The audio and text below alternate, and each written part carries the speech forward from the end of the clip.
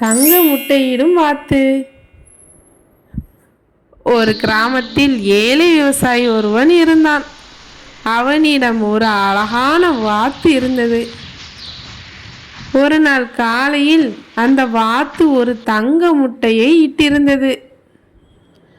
விவசாயிக்கு தன் கண்ணையே நம்ப முடியவில்லை. அதை விற்று நிறைய பணம் சம்பாதித்தான்.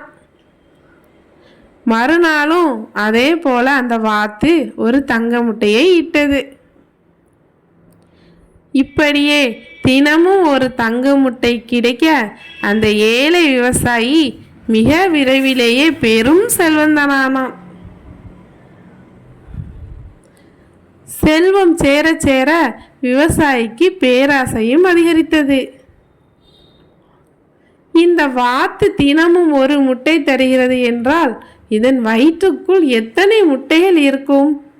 தினமும் ஒவ்வொன்றாக எடுப்பதற்கு பதில் ஒரே நாளில் எல்லா முட்டைகளையும் எடுத்துவிட்டால் நான் இன்னும் பெரிய பணக்காரன் ஆகிவிடுவேனே என்று பேராசையால் அவன் தன் மனைவியின் பேச்சை கூட கேட்காமல் ஒரு கத்தியை எடுத்து அந்த வாத்தின் வயிற்றை அறுத்தான்.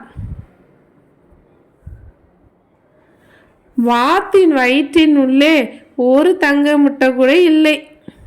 சாதாரண வாத்துகளைப் போலவே அதன் உடலும் இருந்தது.